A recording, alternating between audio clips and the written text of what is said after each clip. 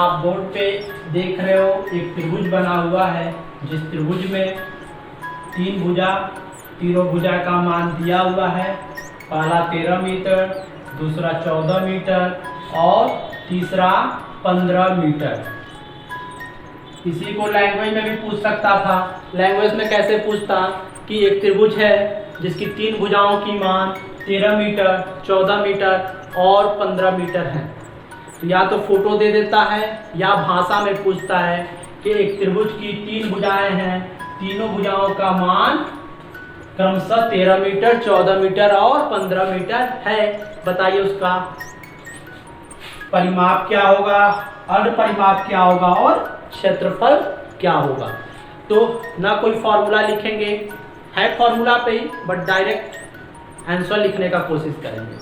परिमाप को इंग्लिश में पेरीमीटर कहते हैं और क्षेत्रफल को एरिया कहते हैं। जब आपसे परिमाप दिया, चाहे लैंग्वेज में दिया हो या फोटो बना के दिया हो, जो ये तीन भुजाओं के मान हैं, जो तीन भुजाओं के क्या हैं मान है, जिसके पास मैं लाइन खींच रहा हूँ, इन तीनों को आपस में जोड़ दीजिए। इन तीनों को आपस में जोड़ दीजिए, यानी 13 प्लस 14 प्लस 15। जब 13 प्लस 14 प्लस 15 करेंगे तो क्या आ जाएगा, इजिली जोड़ सकते हो आप लोग। आई थिंक 42 आएगा। जो भी आएगा कमेंट बॉक्स में बताइए, कोई डाउट हो तो भी पूछिएगा।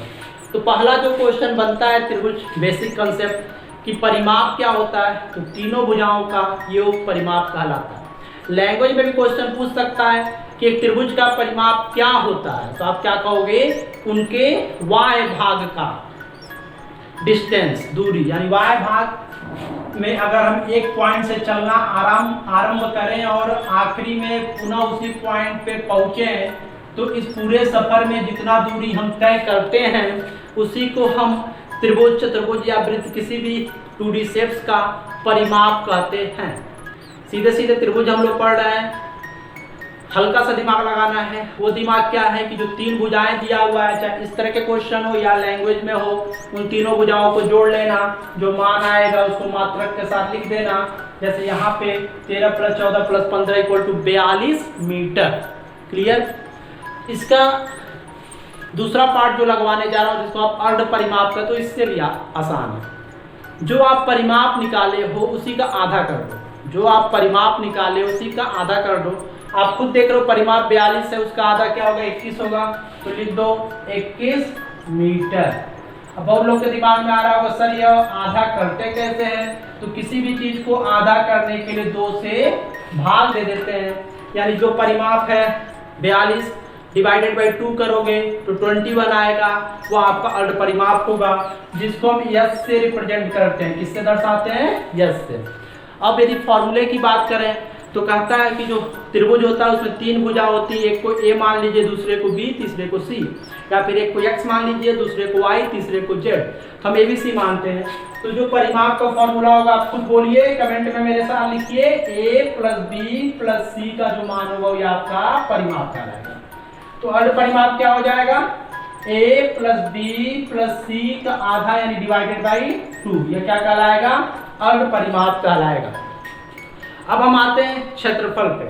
आप कहोगे थोड़ा सा सर आप उल्टा यहाँ पे निकालना है, फॉर्मूला बाद में लिख रहे हैं, क्वेश्चन को पहले लगवा रहे हैं। मैं ये बताना चाह रहा हूँ कि आपके सामने यदि क्वेश्चन हो, फॉर्मूला दिमाग में ना आए, तो क्वेश्चन से क्या निचोड़ निकलेगी, आप आंसर निकाल लो।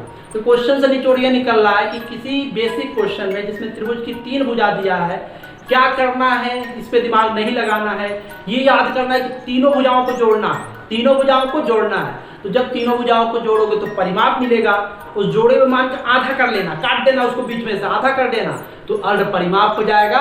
और क्षेत्रफल के लिए बोर्ड पे देखिए, सबसे पहले अर्ध परिमाप का मान लिख देना 21 गुणे, यहाँ पर परिमाप कितना है 21 गुणे।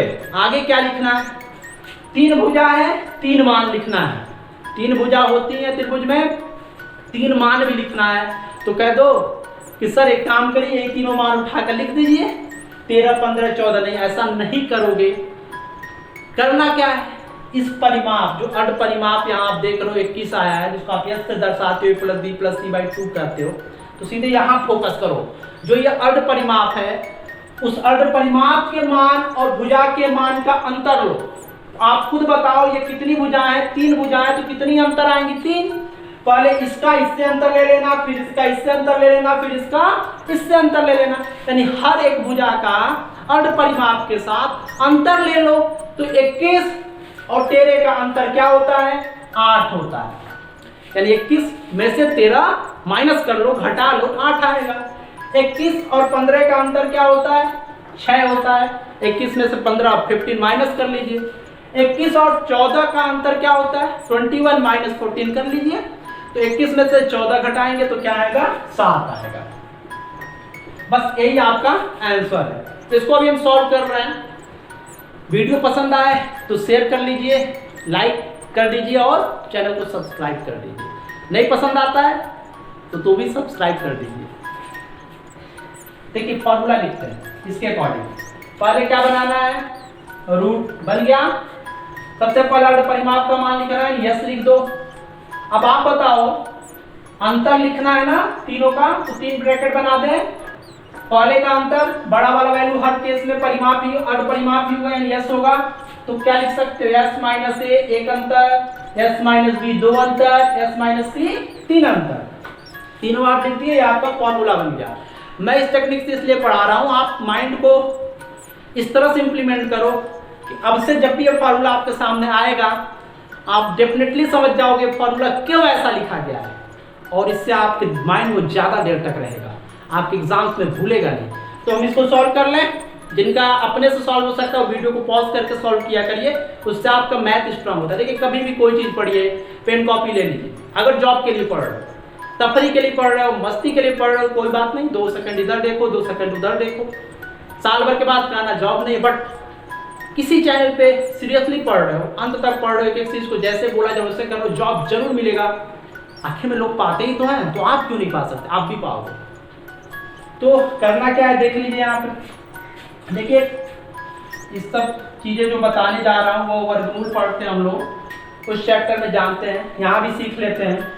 जैसे 21 को आप गुणनखंड करो तो आप जानते हो 7 का पहाड़ा पढ़ो या 3 का पहाड़ा, 3 का टेबल या 7 का टेबल, तो आपका आ जाएगा 7 3 21, तो कुछ भी लिख लो, 3 into 7 लिख दिए। फिर 8 को आप देखते हो क्या लिख सकते हो, 2 गुणे 2 गुणे 2, 2 दूनी 4 दूनी 8 हो गया। इसी तरह 6 को क्या लिख सकते हो, 2 गुणे 3, 3 दूनी 6 होता है, और 7 को ऐसे ही उतार दोगे, उसका कोई गुणनखंड नहीं होगा।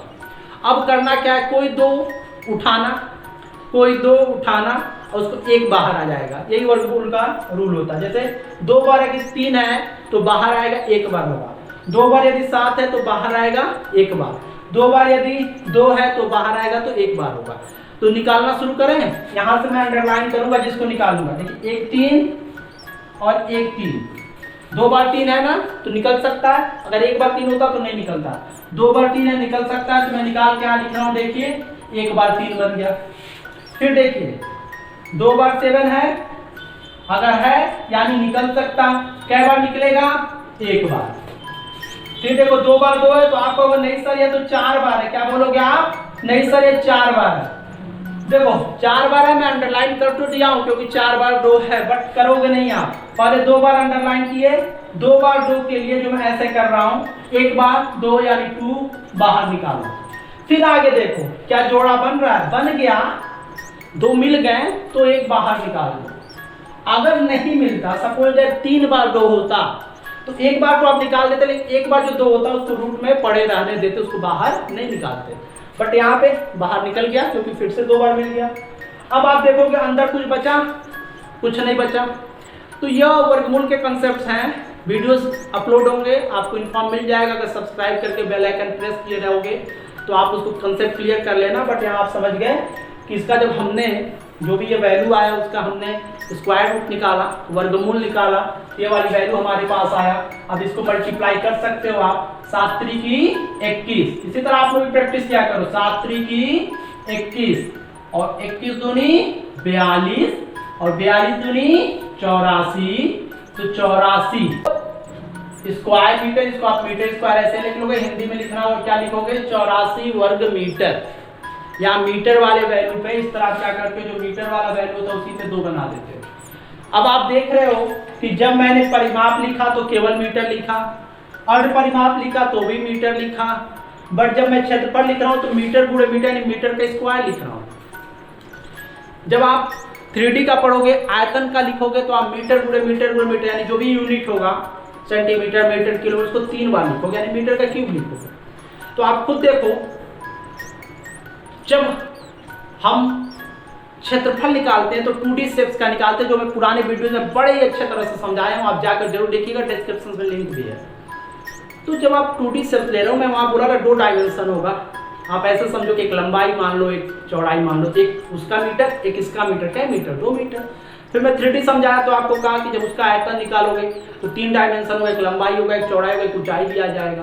तो एक का 3 का तो क्यूब लिख लोगे, सिंपल है ना। तो हमेशा आपको याद करना है कि क्षेत्रफल में वर्ग मीटर होगा या स्क्वायर मीटर होगा, यानी मीटर इंटू मीटर होगा, इसको आप यूनिट बोलोगे। बट यहाँ मैं क्वेश्चन से चल रहा हूँ, क्वेश्चन में मीटर मानो तो मीटर से ही समझा रहा हूँ। तो यह रहा आपका एक बेसिक क्वेश्चन त्रिभुज का, और उसके 3 तरह के सॉल्यूशन, एक परिमाप क्या होता है, दूसरा अर्ध परिमाप क्या होता है, तीसरा क्षेत्रफल क्या होता है। आई थिंक आप अच्छे से समझ गए हो। प्लीज कमेंट करके बताइएगा समझ में आया या नहीं। आगे जो वीडियो लेकर आऊंगा उसमें कुछ ऐसे त्रिभुज का लाऊंगा जैसे समद्विबाहु त्रिभुज, समकोण त्रिभुज, इससे रिलेटेड कुछ त्रिभुज यदि आपके सामने आते हैं तो उससे भी छोटे छोटे फॉर्मूले, कंसेप्ट, ट्रिक्स होते हैं, जिसको आप रखोगे आंसर और जल्दी हो जाता है। इन सारे वीडियो को पढ़ना है तो इस चैनल को सब्सक्राइब करिए। Thank you.